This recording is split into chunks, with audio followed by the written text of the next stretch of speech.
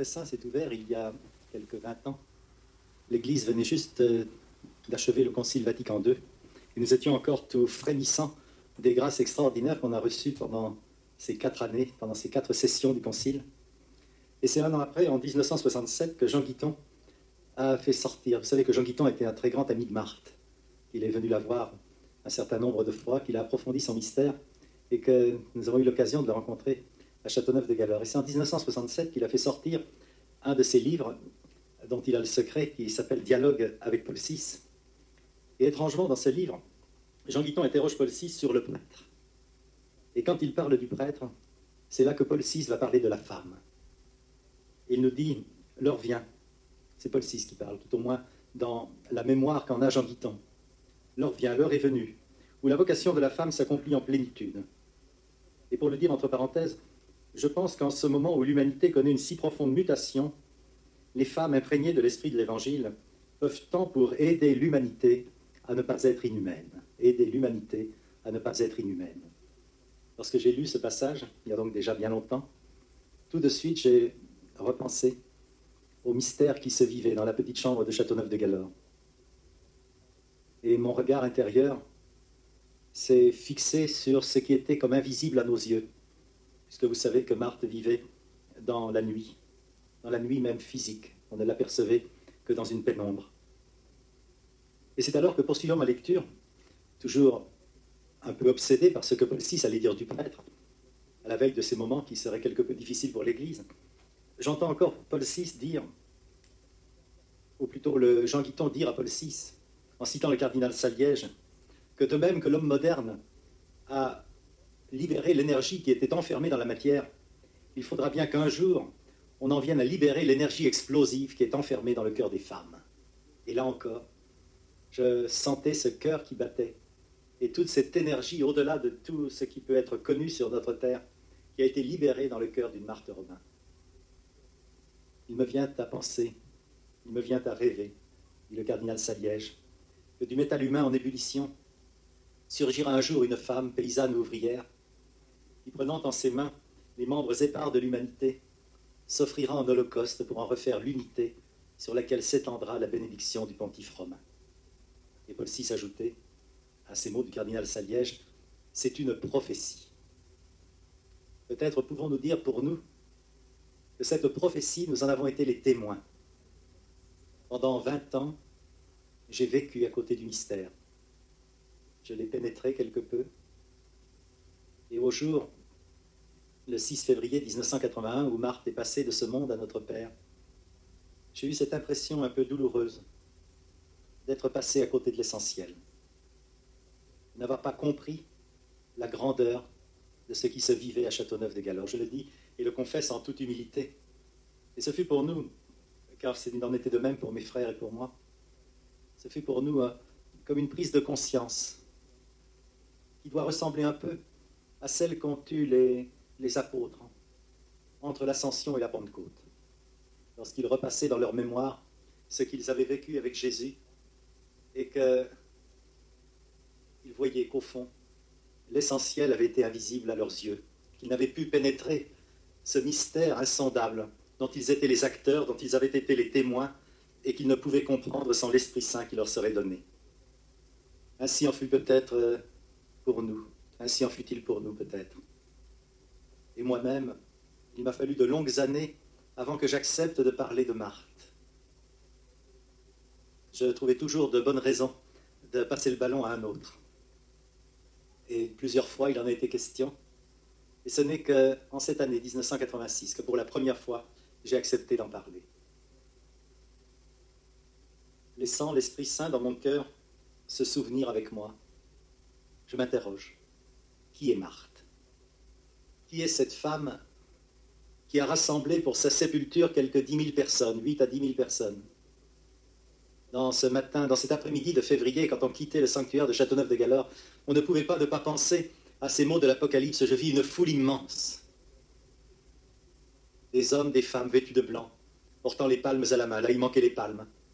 Mais partout, sur les terrasses, sur tous les parkings, les places étaient noires de monde, de ceux qui venaient accompagner pour une dernière louange et une dernière prière cette petite paysanne qui avait vécu tellement caché, tellement ignoré, que l'on fut étonné que sa mort puisse déchaîner les médias. 8000 personnes. 8000 personnes dans un silence infiniment recueilli, impressionnant, qui étaient là, contemplant ce mystère du grain de blé jeté en terre, comme a dit Monseigneur Marchand. Et comment avait-elle vécu cela? Comment en était-elle arrivée là? Qui est-elle? Cette femme qui soulève les montagnes simplement d'un coup de cœur. Qui était Marthe Robin? Je dirais que, comme pour Jésus, la comparaison est audacieuse bien sûr, mais comme pour Jésus, Marthe Robin est différente suivant la personne qui est en relation avec elle. Pour nous, elle était une sœur, elle était une amie qu'on aimait à fréquenter, et chacun de nous garde dans son cœur des souvenirs graves ou malicieux des conversations qu'il avait avec elle. Lorsque Françoise rentrait de Lyon avec le père Finet, quand elle était encore à Châteauneuf-de-Galard, Marthe aimait demander au père Finet si on lui avait servi des haricots verts, parce qu'il déteste ça. Alors elle disait, j'espère qu'on vous a donné des haricots verts à manger. C'était son petit humour toujours discret. Elle aimait faire rire. Elle riait elle-même d'un rire d'enfant, d'un rire cristallin, d'une enfant de 12 ans. Nous savions bien, nous, que lorsqu'elle riait ainsi, elle prenait sur elle le poids de nos difficultés et elle nous faisait don de la joie de Dieu qui l'habitait. Pour nous, Marthe était ainsi une sœur, une amie très proche, vraiment une sœur. Et on oublie que lorsque le Seigneur l'a reprise, il y a eu pour nous un très grand vide, mais un vide à un niveau affectif. La femme, peut-être la seule femme de ma vie de prêtre avec qui j'ai pu être totalement moi-même. La seule devant qui on pouvait faire tomber les masques et parler en vérité. Pour les visiteurs, Marthe était une amie, un cœur qui écoute, toujours attentive, et j'étais extrêmement frappé de voir combien elle pouvait immédiatement faire abstraction de la personne qui précédait pour être tout entière et pleinement à celle qui entrait dans sa petite chambre. Moi qui ai tant de mal, quand on vient à mon bureau, d'être en plénitude avec la personne qui est chez moi, gardant encore un peu de celle qui précède, me préparant déjà à celle qui suivra, et n'étant que partiellement à celle qui est présente. Et elle, c'était une expérience extraordinaire à vivre, de voir comment elle était pleinement à chacun. Si bien que tout ce qu'on lui disait s'imprimait en elle d'une façon, j'oserais presque dire, éternelle. Et 10 ans, 15 ans après, quand on revenait, elle vous reparlait d'une conversation passée, comme si c'était la veille. Elle avait tellement vécu avec nous l'événement, que cet événement s'était imprimé en elle pour toujours. Marthe était parfois très pauvre dans son expression.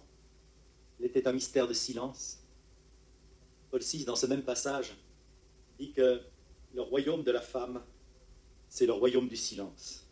Cette parole, bien sûr, n'est pas infaillible. Les femmes sont aussi l'immense royaume du silence, et de nos jours, dit-il, le silence s'étend sur le monde. Il y a un certain silence qui s'étend sur le monde, dans ce monde de bruit qui est le nôtre. Mais surtout, Paul VI dit que la femme ne peut être prêtre, elle ne sacrifie pas, mais la femme peut être victime. Et là encore, mon regard intérieur se retourne vers Châteauneuf-de-Galard et vers cet incessant holocauste qui a été vécu dans le cœur d'une femme pendant 51 ans. Et c'est alors que tout naturellement nous en venons à dire que Marthe, si différente pour chacun, est une véritable épiphanie de la tendresse de Dieu, une véritable théophanie du cœur compatissant de notre Dieu pour notre temps. À chaque siècle, à chaque moment de la terre, le Seigneur suscite des hommes, des femmes, pour être la représentation de son mystère. Il y a quelque chose du Christ qui passe à travers saint François d'Assise, quelque chose du Christ qui passe à travers saint Vincent de Paul, quelque chose qui passe à travers Jean de la Croix ou Thérèse d'Avila, à travers Thérèse de l'Enfant Jésus, à travers Marthe Robin. Les saints sont la réussite suprême de la vie de Dieu dans une vie d'homme. Ils ne sont pas des humanités amoindries, ils sont des humanités réussies. Ils nous montrent ainsi en plénitude, dans une humanité de surcroît, l'humanité du Fils de Dieu. Marthe aura été pour nous une théophanie du cœur de Jésus pour notre temps, une icône de Jésus compatissant, une manifestation de la tendresse du Père. C'est un cœur pauvre, un cœur sans cesse davantage appauvri, dans un corps piteux, dans un corps réduit à la seule fonction d'un cœur qui bat, d'une oreille qui écoute, de lèvres qui parlent. La respiration même de Dieu qui se fait parole, le silence de Dieu qui se fait attention pour la misère qui s'approche. Il ne reste plus que ça en elle, totalement paralysée, de la tête aux pieds, progressivement, entrant dans ce mystère d'une immobilité totale pour montrer à quel point elle était totalement abandonnée. Et c'est un des mystères de Marthe, que c'est lorsqu'elle fut complètement ainsi paralysée que le Seigneur lui révéla l'œuvre qu'elle devrait fonder et qui, disait-il, devrait s'étendre sur le monde tout entier. Alors qu'elle était jetée au creux d'un lit comme la graine au sillon, passait dans son cœur l'espérance d'une œuvre aux dimensions universelles. Une voix, un cœur, une respiration.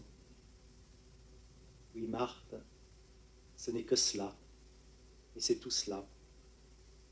Et lorsque je la rencontrai, parce que bien des fois j'ai eu la grâce de la voir, de lui parler,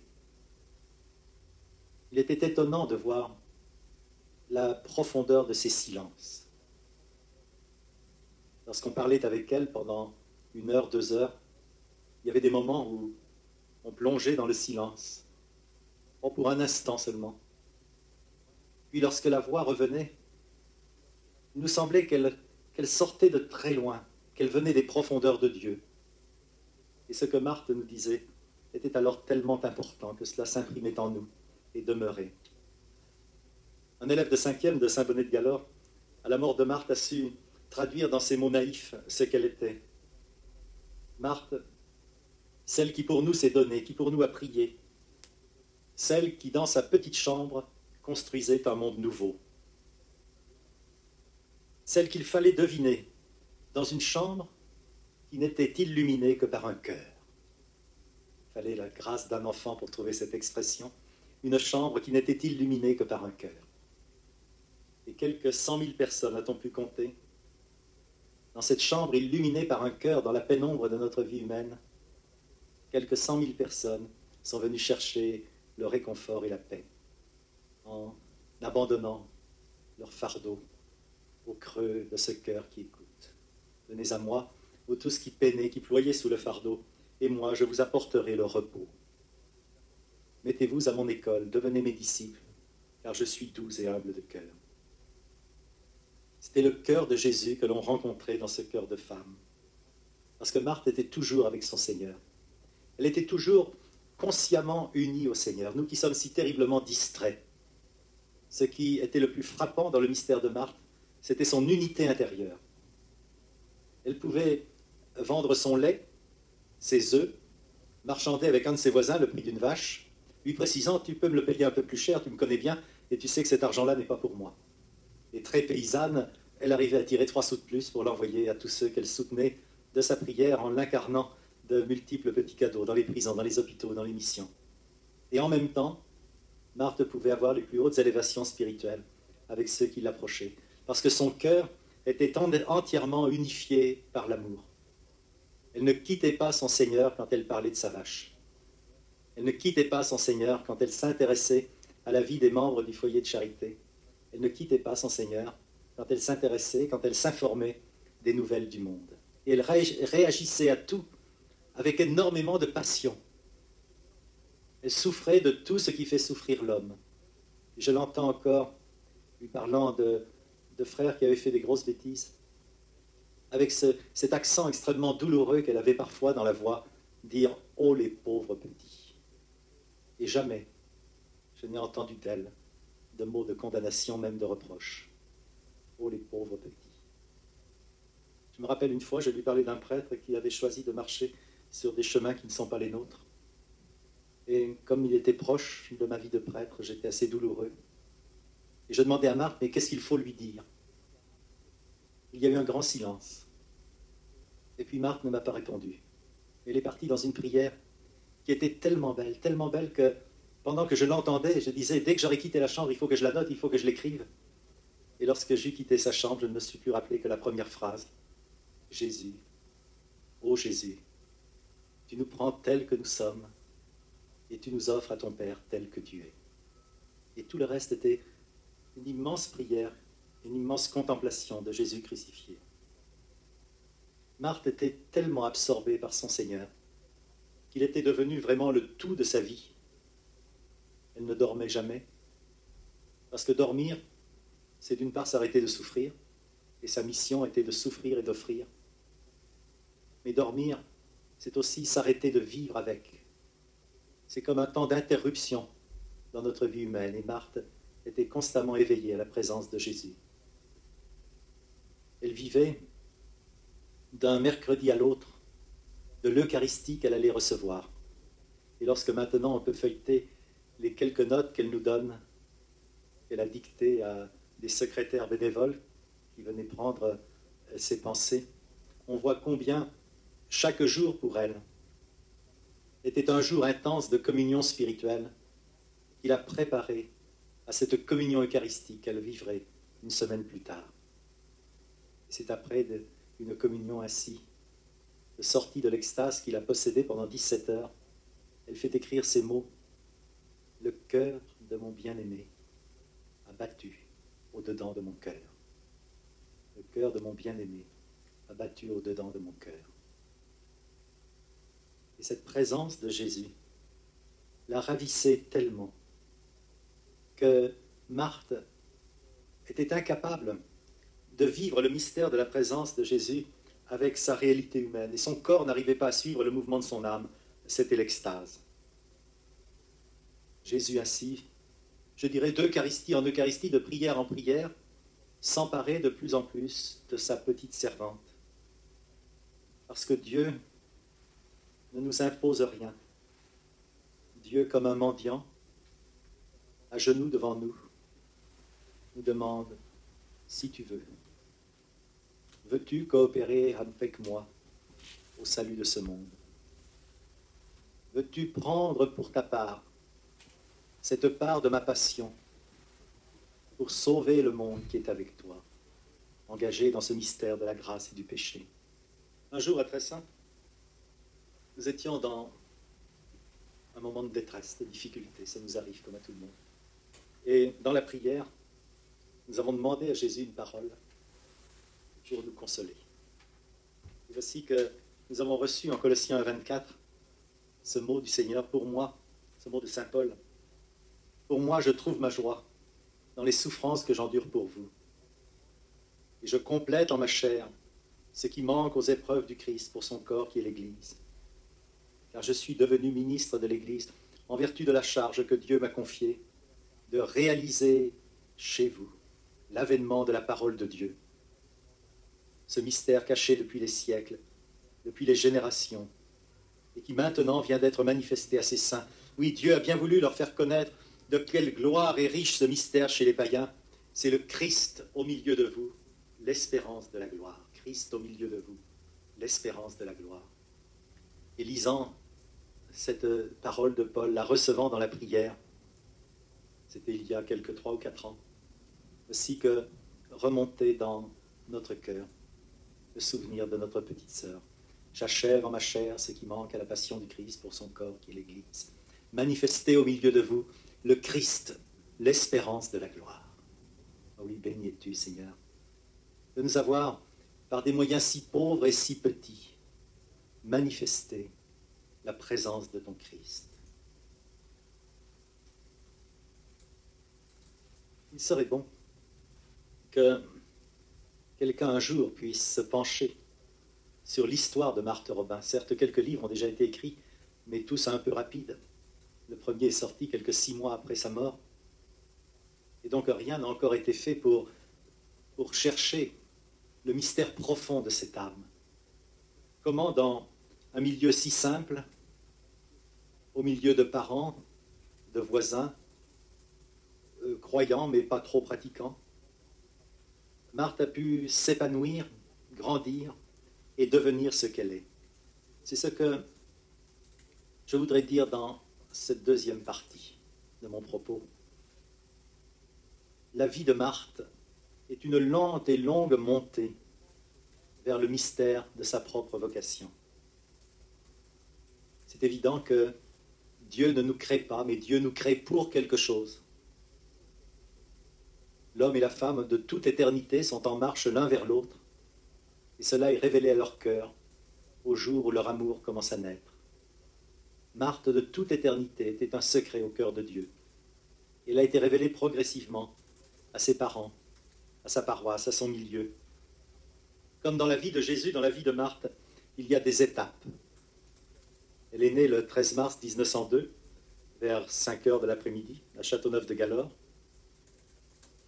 Elle était la 6e de sa famille et la plus jeune. On peut penser que sa naissance dans cette famille très pauvre n'a pas été terriblement souhaitée. En tout cas, elle a été acceptée. La famille Robin vivait sur une ferme de 10 hectares, pauvrement, chichement, avec tous les enfants que le Seigneur leur avait donnés. L'aîné vivait encore il y a quelque temps, près de Châteauneuf-de-Galore. C'est Céline. Il y avait aussi Gabrielle, une autre petite sœur, Alice, Henri, qui sera le parrain de Marthe, Clémence, et enfin la petite Marthe, que son père appelait ma Mimi. Il semble qu'il y a eu entre M. Robin et la petite Marthe une certaine complicité. Née le 13 mars, Marthe a été baptisée le 5 avril 1902, c'était le samedi de Pâques, à Saint-Bonnet-de-Galore, dans la petite paroisse. Tout est petit chez Marthe. Si vous voyez un jour le baptistère où elle a reçu la grâce d'être enfant de Dieu pour l'éternité, je crois de toute ma vie de prêtre n'en avoir jamais vu d'aussi exigu. Mais par-delà cette pauvreté, c'est tout le mystère de Marthe qui s'est vécu en cet instant. Il y a eu une communion entre le Christ et son Seigneur qui a commencé et qui ne s'arrêtera pas, qui se vit maintenant dans l'éternité. Marthe devient enfant de Dieu et le sera de plus en plus, à être de tous ses enfants, celle qui est le plus enfant. Et pour devenir enfant, Marthe va être travaillée par le Seigneur, dans son cœur, voire dans son corps. Elle va être travaillée peu à peu, et peu à peu va s'épanouir, va laisser la grâce s'épanouir en elle déjà en fleur de sainteté. Avec sa famille, elle sera élevée dans la droiture, dans le partage. On partageait son pain, son goûter avec les cheminots qui passaient. Mais la famille Robin n'était pas très pratiquante. Elle allait à la messe pour les grandes fêtes. La vie d'enfant de Marthe sera une vie très ordinaire, très simple, très banale. Quand je regarde mes sœurs du foyer, je me dis qu'au fond, la plupart d'entre elles ont vécu d'une façon plus ardente que Marthe. La vie de Marthe vivait au rythme des saisons. Elle travaillait un peu avec son père dans les champs, comme un enfant peut faire. Elle allait à l'école en hiver, au printemps, à l'été, quand elle n'était pas malade, car elle était de santé très délicate. Elle ira à l'école à Châteauneuf-de-Galore jusqu'au certificat d'études, qu'elle ne pourra d'ailleurs pas passer, parce que ce jour-là, elle était malade une fois de plus. Elle va au catéchisme à Saint-Bonnet, comme tous les enfants. Elle est malade. Je crois que c'est cela qui reviendra tout au long de sa vie. Marthe est une malade. Non pas une malade qui a accepté sa maladie et qui s'est installée dans la maladie comme dans un certain confort, même s'il est douloureux. Mais elle est une malade qui a lutté pour en sortir, même petit enfant. Elle fut marquée par la typhoïde qui provoqua la mort de sa sœur Clémence. Sa sœur Alice, elle aussi, a été atteinte.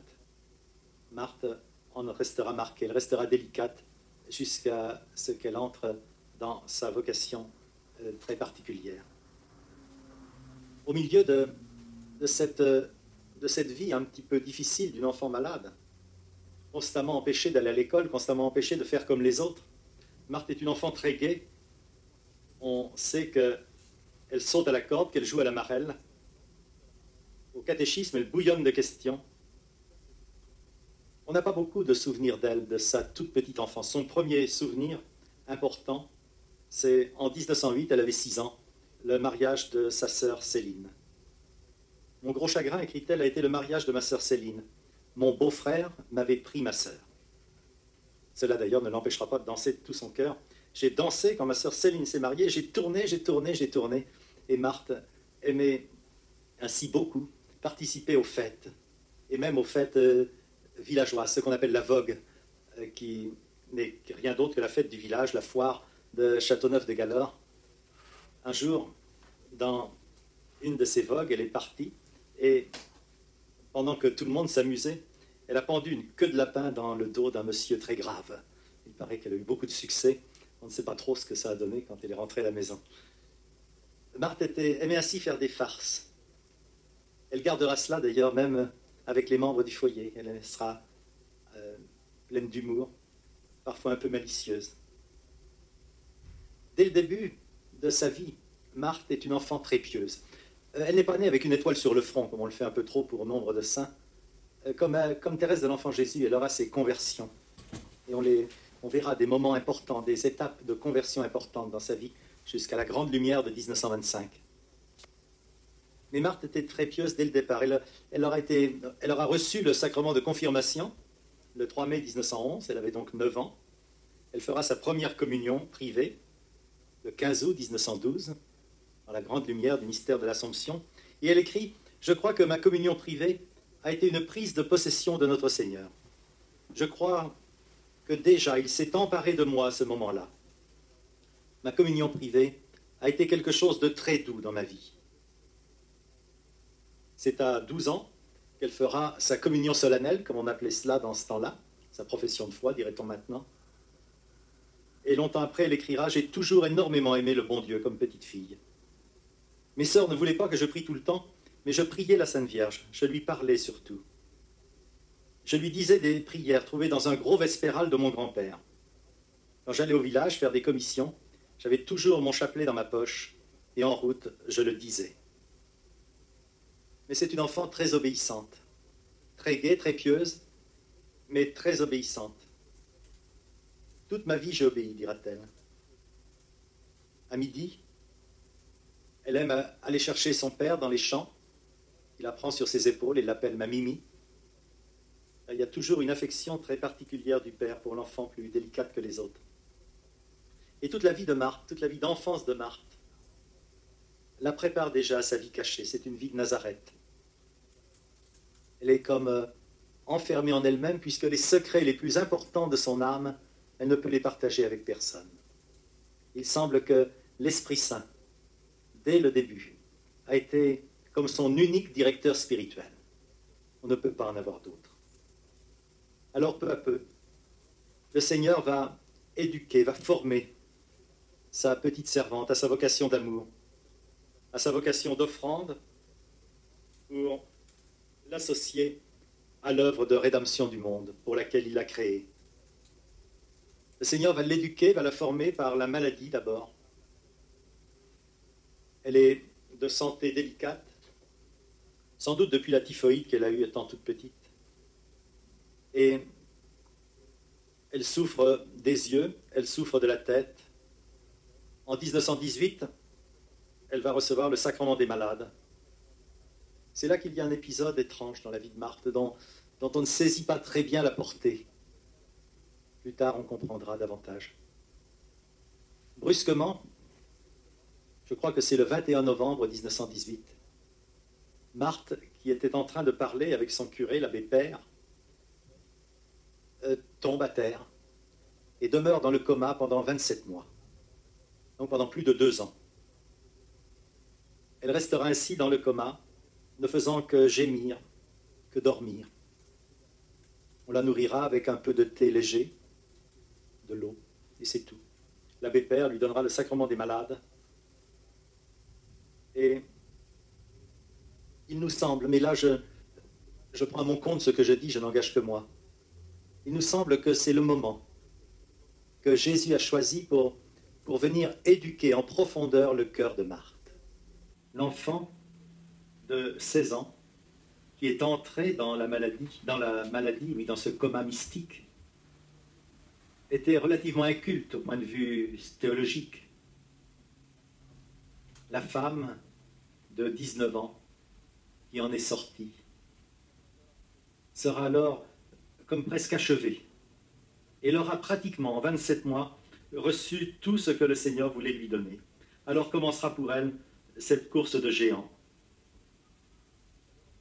Elle dit alors à sa famille, je crois que je ne vais pas mourir.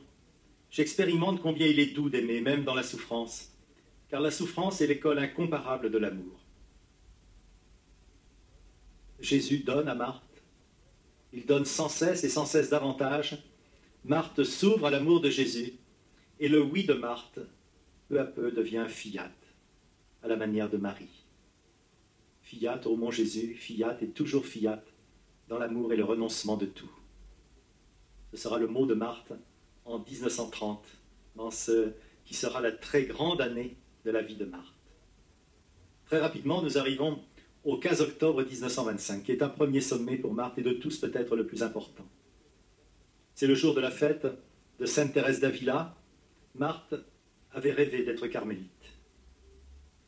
Et elle avait préparé cette fête de sa patronne, de la patronne du Carmel, avec beaucoup de passion, beaucoup d'insistance. Son cœur était tout vibrant pour se donner à celle qui, peut-être un jour, allait la proposer à Jésus pour être saisie tout entière dans l'ordre du Carmel.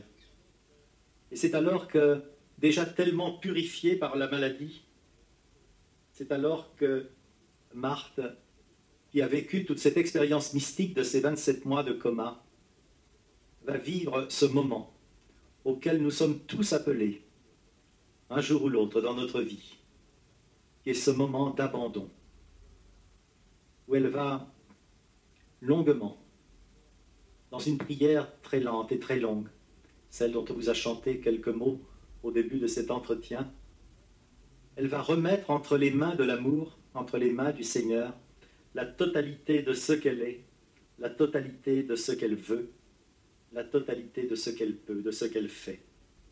C'est l'événement clé de la vie de Marthe, c'est l'alliance qui est faite avec Jésus. C'est réellement un mystère d'amour qui est vécu, où Jésus est l'époux qui vient saisir totalement dans cette étreinte d'amour sa petite épouse. Vous avez tout demandé à votre petite servante, prenez donc et recevez tout. Ô Dieu d'amour, prenez ma mémoire et tous ses souvenirs, prenez mon intelligence et faites qu'elle ne serve qu'à votre plus grande gloire. Prenez ma volonté tout entière, c'est à jamais que je l'anéantis dans la vôtre. Non plus ce que je veux, ô mon très doux Jésus, mais toujours tout ce que vous voulez. Recevez-le, recevez-la, guidez-la, sanctifiez-la, dirigez-la. À vous, je me livre et je m'abandonne. Marthe va donc donner sa mémoire. Et c'est effarant parce que nous avons du mal à abandonner ce passé qui est présent en nous par la mémoire. Et Marthe va s'abandonner pour ne vivre plus que dans le présent de Dieu. Elle va abandonner son intelligence, sa volonté, son corps, son cœur tout entier. Et quand on se donne ainsi à Jésus, Jésus toujours accepte le don qu'on lui fait. Jésus va prendre Marthe au mot.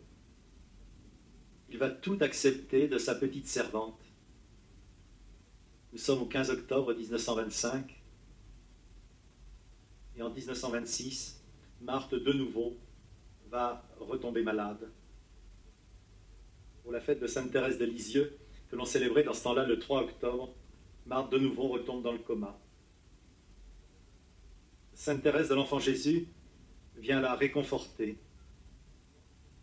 3 fois, elle va venir lui parler pour demander à Marthe de continuer sa mission sur la terre et de la porter à son achèvement. Et Marthe, avec son humour, dira « Oh, la coquine, elle m'a tout laissé à faire ». Marthe sera visitée aussi par la très sainte Vierge Marie. Déjà auparavant, le 25 mars 1921, une grande lumière brusquement envahit la chambre où Marthe couchait avec sa sœur. Sa sœur est réveillée, et Marthe lui dit « Oui, j'ai vu la Sainte Vierge ». Puis elle garde le reste dans le secret de son cœur. Marthe partageait peu. Elle était extrêmement secrète. C'est pourquoi ce n'est qu'au cours des années que peu à peu on a pu découvrir la réalité de son mystère. Marthe a alors 24 ans. Peu à peu, elle va s'enfoncer, non pas dans la maladie, mais dans la passion. Elle est d'abord paralysée des jambes, elle ne peut plus marcher. Et M. Robin achètera un fauteuil Voltaire, s'il vous plaît. C'est un comble. M. Robin achètera un fauteuil rouge, que l'on trouve encore dans la chambre de Marthe.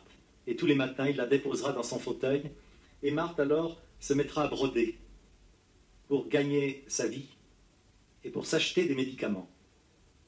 Car il n'a jamais accepté de demeurer dans sa maladie plus que le Seigneur ne lui demandait. Auparavant, elle avait été faire une cure à Saint-Péret, non loin de Châteauneuf-de-Galor, c'était en 1923. C'était des cures où on la mettait dans de l'eau très très chaude, de l'eau boueuse très très chaude, et quand elle sortait, elle disait « on m'a fait rôtir ». Elle a essayé vraiment d'être guérie, tant qu'elle n'a pas été sûre que telle était sa vocation.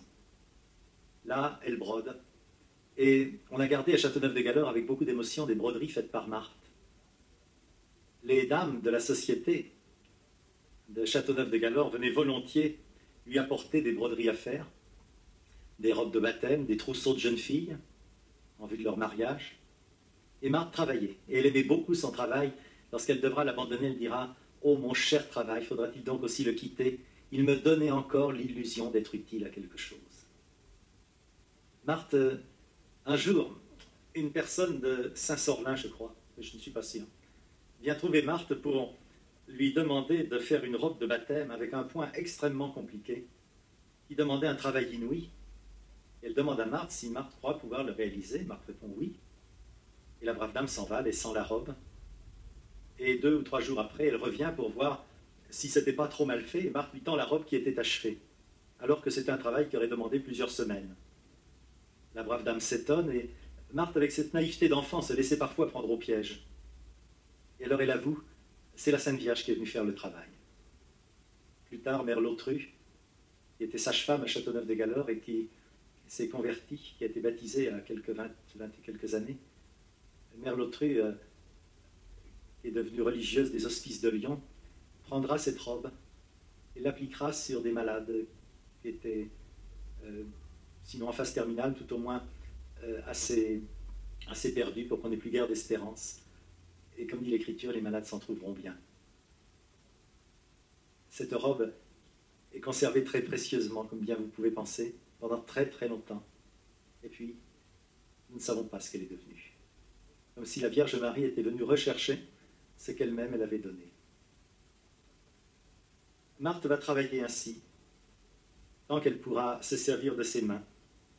Puis, peu à peu, ses bras eux-mêmes vont se paralyser. Elle ne pourra plus se servir de ses mains pour coudre. Et c'est le 2 février 1929 qu'elle dira à sa maman « Maintenant, tu peux m'enlever mon dé, il ne me servira plus. » En même temps, Marthe perd la capacité de manger et de boire. Plus rien ne peut franchir son gosier et elle doit... On essaie de la faire boire par obéissance, elle le tente, mais quand le médecin veut la faire boire de force, le liquide qu'il lui met dans la bouche ressort par le nez. Et plus rien ne sera sa nourriture. Je suis témoin pour lui avoir parfois apporté l'Eucharistie, que même lorsqu'on lui donnait la communion, Marthe ne la recevait pas d'une façon ordinaire, mais littéralement on sentait l'hostie vous échapper des doigts pour rentrer dans l'être de Marthe. Il y avait une confusion immédiate de l'hostie avec Marthe, comme s'il y avait une hâte du Seigneur Jésus-Christ de venir résider dans sa petite servante. À partir de 1929, il n'y aura plus de nourriture, plus de sommeil, plus de boisson. Marthe commence alors sa nouvelle vocation. Et l'on peut dire que Marthe va alors mourir. En 1929, elle commence à dicter, à la demande de l'abbé Faure, qui est son nouveau curé, elle commence à dicter ce qu'elle vit à des secrétaires et nous avons gardé, nous avons retrouvé après sa mort toutes ces notes intimes qui sont une mine d'or pour nous, que nous méditons et qui un jour seront confiées à l'Église pour que tous puissent s'en servir.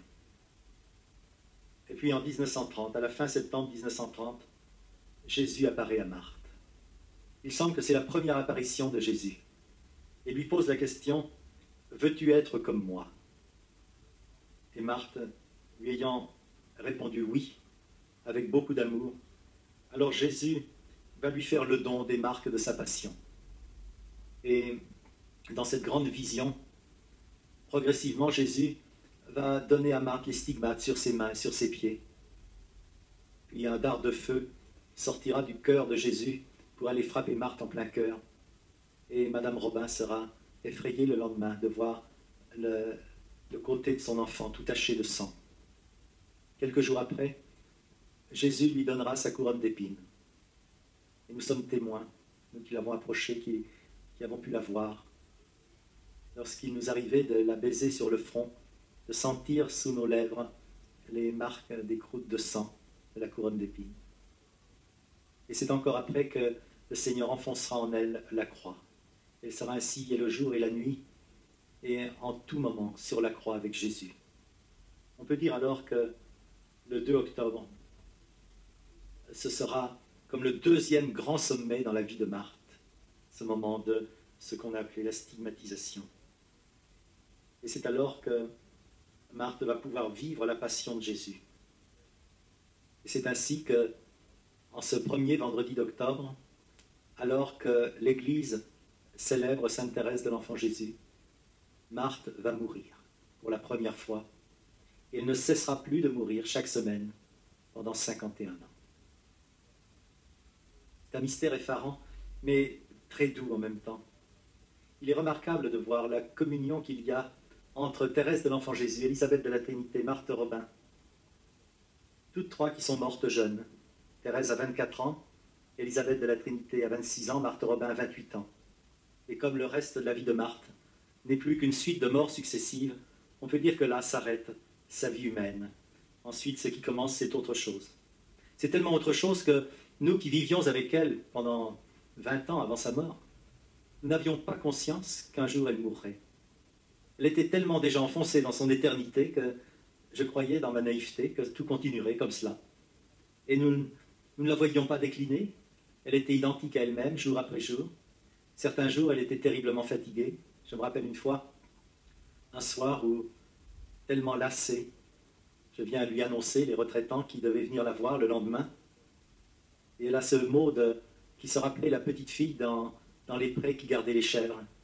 Et elle me dit, oh, les retraitants, je voudrais les voir tous dans le pré. Et puis, on a parlé un peu. Puis elle a simplement dit, à quelle heure ils viendront? Et sa vie a recommencé. Pour nous qui recevons beaucoup, nous savons combien il est fatigant de constamment être un cœur qui écoute les problèmes des autres. Quand on songe que Marthe recevait toute la journée jusqu'au fort avant le soir, et que les frères et les sœurs qui venaient frapper à sa porte se succédaient toutes les 10 minutes, parfois moins, toutes les 5 minutes, quand il y avait beaucoup de monde, et qu'elle était entièrement présente à chacun. Il y a là un mystère absolument effarant, insondable. À partir de ce mois de septembre 1930, Marthe est devenue l'agneau immolé, lorsque commençait pour elle le mystère de la passion. Elle ne pouvait plus parler, car on ne parle plus quand on aime trop ou quand on souffre trop, et pour l'une et l'autre raison, Marthe était empêchée de parler. Et alors elle n'était plus qu'un long gémissement, une petite voix plaintive, un gémissement d'agneau qui se répétait interminablement du jeudi soir jusqu'au vendredi, au moment où elle mourait, comme chaque semaine. Et pendant plusieurs heures, le cœur ne battait plus que très lentement et imperceptiblement. La respiration se faisait très lente, très faible. Puis 2 ou 3 heures après avoir crié « Entre tes mains, Père, je remets mon esprit », recommençait ce gémissement de l'agneau jusqu'au lundi soir où Marthe sortait de son extase douloureuse. C'est là que se vivait ce mystère. de salut pour notre monde. S'il est vrai que la Pentecôte est le fruit de la croix, on peut dire que cette Pentecôte d'amour qui saisit actuellement notre monde progressivement a été préparée par un holocauste d'amour et que dans la vie de Marthe, ça a été la grande idée, la grande volonté de Dieu sur elle. C'est cela qui se vivait dans cette petite chambre illuminée par un cœur. Et c'est alors, dans cette dernière partie, que Marthe, que vous sentez réduite à rien, elle ne pouvait même pas s'enlever une mouche qui lui aurait trotté sur le nez. Elle avait une main sur la poitrine, l'autre bras, le bras gauche le long du corps. Elle était accroupie dans son lit. On lui soutenait les genoux avec des coussins et elle était immobile comme une statue et restera ainsi pendant plus de 50 ans. C'est là qu'elle livrera le combat avec les seules armes de l'amour, le combat rédempteur. Et quand elle en est ainsi réduite à n'être plus que cela, c'est alors que le Seigneur va lui donner l'intuition de ce que seront toutes les œuvres qui naîtront de son incessant holocauste. Marthe aura conscience des grands événements qui vont se produire sur l'Église et sur le monde. 1930, 1932, la France est terriblement agitée. 1936, c'est le Front populaire. Et lorsque le père Finet viendra pour la première fois à Châteauneuf-de-Galord, le 10 février 1936, ce sera en plein moment de ces grèves qui ont paralysé la France tout entière. Et c'est alors que Marthe révèle au père Finet qu'elle reconnaît comme étant celui que Dieu lui a envoyé pour fonder l'œuvre des foyers de charité. C'est alors que Marthe révélera les grands événements qui vont se dérouler sur l'Église et sur le monde. Comment l'Église allait se rajeunir de l'intérieur. Nous sommes quelques 25 ans avant le Concile. Comment dans ces temps qui sont les derniers, mais Marthe ne dit pas quelle est la durée de ces temps, bien sûr, combien dans ces temps qui sont les derniers, l'Église allait faire appel à son laïcat pour l'envoyer dans toutes les dimensions du monde moderne afin de lui insuffler un esprit chrétien. Et l'on retrouve là quelques paroles de la Constitution pastorale sur l'Église dans le monde de ce temps. Et comment, en ces temps, surgiraient de nouvelles formes de vie communautaire qui ne seraient pas la vie religieuse et ne lui feraient pas concurrence, mais qui seraient des formes de vie communautaire dans le laïcat et pour le laïcat, une véritable spiritualité du laïcat en style de vie communautaire. Et parmi toutes ces formes de vie communautaire, il y aurait particulièrement ces premières des communautés nouvelles et ces plus anciennes des communautés nouvelles, que seraient les foyers de lumière, de charité et d'amour.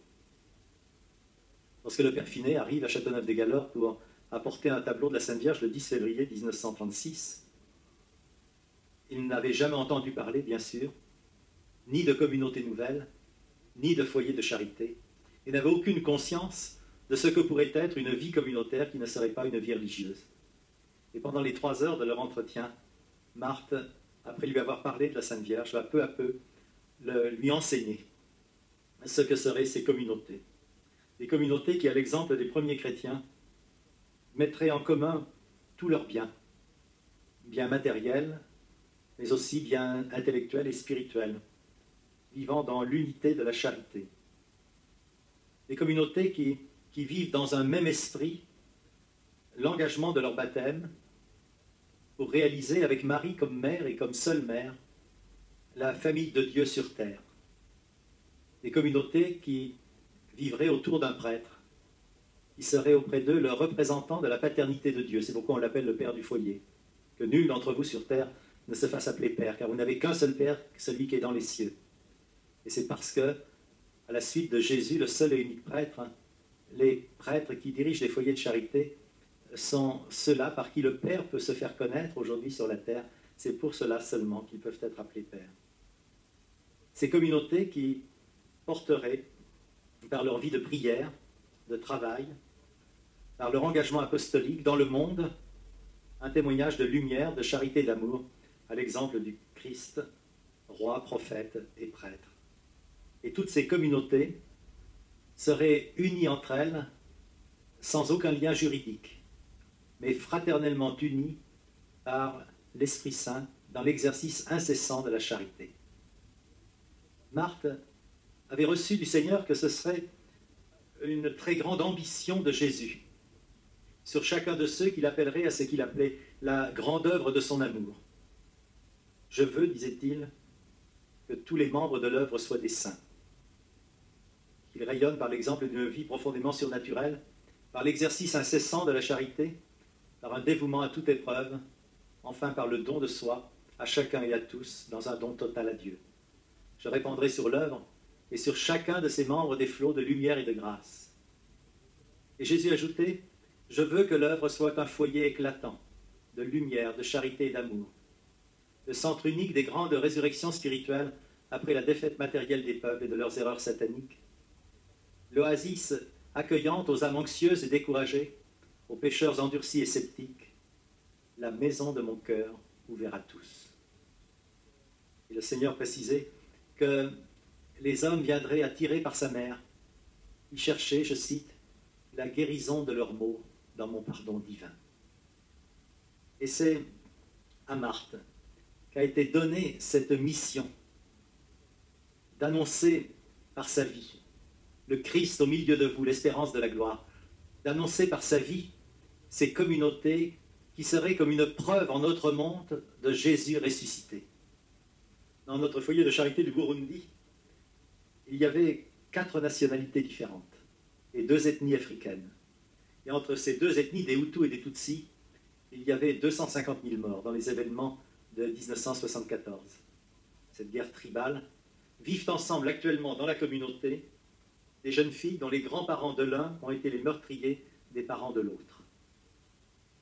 Les Africains alors demandent « Comment faites-vous pour vivre comme cela ?» Ces communautés très pauvres, qui rassemblent des hommes et des femmes très pauvres, sans grande instruction et sans grande valeur, sans grande sainteté, sans grandes ambitions, mais assemblés par l'unique choix de Jésus, sont la preuve vivante que Jésus est vivant. Car il n'y a que le Christ vivant qui est capable de nous rassembler ainsi par-delà nos différences. Si c'est déjà sensible dans un foyer de charité comme très saint, combien ce l'est plus dans tous nos foyers en terre de mission, les quelques 50 foyers que nous avons de par le monde en dehors de l'Europe. Et c'est certainement un grand désir du Seigneur, à travers ce qui a été vécu par Marthe, que ces communautés et toutes les autres qui sont nées de sa souffrance, car si les foyers de charité sont les frères aînés de la famille issue du cœur de Marthe et de la volonté de Dieu, d'autres comme les communautés du lion de Juda et de l'agneau immolé, comme la communauté du pain de vie, et comme d'autres encore, sont elles aussi nées d'une semblable prière et d'une semblable souffrance. 20 ans après le concile, on constate ce bouillonnement de l'Église, cette efflorescence des communautés chrétiennes, des nouvelles communautés. On voit combien la promesse de Marthe, la promesse de Jésus à Marthe, a été remplie, au-delà même de ce que l'on pouvait espérer. Marthe déjà le vivait dans son cœur, elle était comme le témoin de ces merveilles, et c'est pourquoi elle vivait constamment dans la joie, parce qu'elle savait bien que tout ce qui était en elle, vécu de souffrance, de détresse, de solitude, était en vue du rayonnement que l'Église allait lui donner, que l'Église allait donner aux communautés qui seraient nées de sa souffrance et de son offrande. En conclusion, que dire encore sur Marthe? Vous sentez bien qu'il faudrait encore beaucoup de choses, beaucoup de temps pour pouvoir simplement esquisser quelques notes de la vie de Marthe. J'ai voulu m'attacher à la première partie de sa vie parce qu'elle est moins connue. Il est évident qu'à partir du mois d'octobre 1930, la vie de Marthe a été marquée par cette alternance de vie et de mort chaque semaine. 3 jours pour vivre, 1 jour pour rendre grâce et 3 jours pour mourir, et tout recommence sans cesse. Et Marthe donc recevait des milliers de visiteurs le mardi, le mercredi et le jeudi. Les autres jours, elle ne pouvait pas parler, trop grande était sa souffrance. En conclusion, nous pouvons dire que Marthe est un modèle pour nous aujourd'hui. On s'attache trop a montré en elle ce qui est étrange. Et Marthe alors nous devient étrangère. Je voudrais que l'on regarde en elle ce qui est semblable. Et Marthe devient alors notre sœur aînée. Marthe ne faisait pas de prière, elle était prière. Elle nous invite, nous aussi, à nous laisser façonner par Jésus dans la prière. Marthe ne faisait pas de prédiction, ce n'était pas une Madame Soleil. Un jour, quelqu'un venait lui demander comme cela de lui prédire l'avenir. Marthe lui demande, avez-vous un jeu de cartes? Et l'autre de s'étonner un peu, il dit, puisque vous me prenez pour une cartomancienne, il faut m'apporter mes outils. Marthe ne faisait pas de prédiction. Marthe ne donnait pas d'indication. Elle disait simplement, on va prier.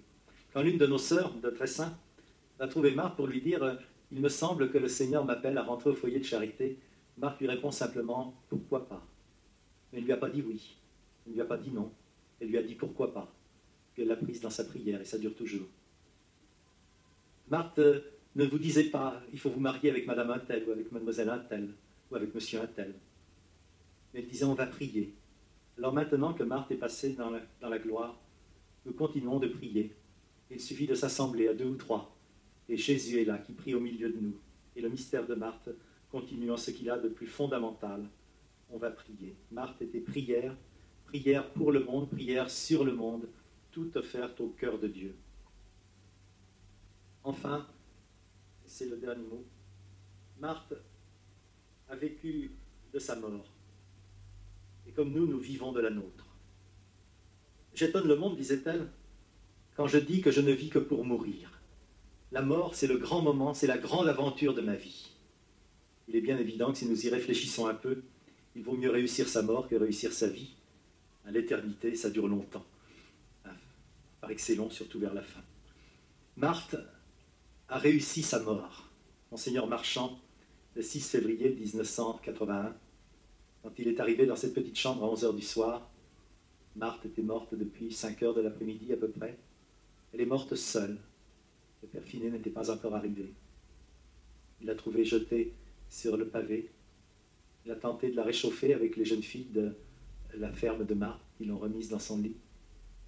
Puis il a prié à côté d'elle pendant 2 heures, suppliant la Vierge de rendre celle qui nous était si proche et si nécessaire. Et puis au bout de 2 heures, il s'est rendu compte que rien ne changeait. Alors il a fait appeler le père Colomb, qui avait été médecin, avant d'être l'adjoint du père Finet, Châteauneuf-des-Galores, et le père Bondala. Et le père Colomb, ayant examiné Marthe, dit, pour moi, humainement, mais on se méfiait toujours avec Marthe parce qu'on en avait tellement vu. Il dit, pour moi, humainement, elle est morte. Alors on a appelé les médecins et qui sont venus constater la mort de Marthe. Et tout de suite, Monseigneur Marchand a été prévenu, qui est venu dès le soir, à 11 h du soir, après une réunion qu'il avait. Il est entré dans la petite chambre, a constaté lui aussi le décès de Marthe. Puis il est parti en disant au père Finet, qui était broyé par la douleur, si le grain de blé tombé en terre meurt, il reste seul. Et s'il meurt, il porte beaucoup de fruits. C'est maintenant que la mission de Marthe commence. C'est maintenant que va commencer la mission des foyers de charité. Et nous sommes témoins, ici à Tressin, que tout ce que nous avons reçu de Marthe s'est amplifié, purifié, a été comme couronné, comme glorifié depuis 1981. C'est maintenant que Marthe travaille vraiment au cœur de l'Église, sur les ondes de la prière, avec l'immédiateté de la grâce. Elle est présente à tous ceux qui la prient. Elle a alors commencé sa mission éternelle. Elle est à sa place dans le mystère de l'Église. Monseigneur Marchand rappelait, il y a diversité de dons, mais c'est le même esprit. Tous ont été appelés dans un seul esprit. Chacun doit tenir sa place en Église, chacun avec ses dons, avec ses qualités, avec sa soif de Dieu. Marthe a tenu la sienne, elle l'a bien tenue. Nous pouvons rendre grâce pour son sens et pour son amour de l'Église, l'Église diocésaine, l'Église universelle, consacrant sa vie à Dieu, témoignant de l'absolu de Dieu. Elle a toujours voulu être fille de l'Église, mais cela, elle a voulu le vivre dans la discrétion et l'humilité, sachant très bien dans son fort bon sens que la foi est d'un autre ordre que le sensationnel.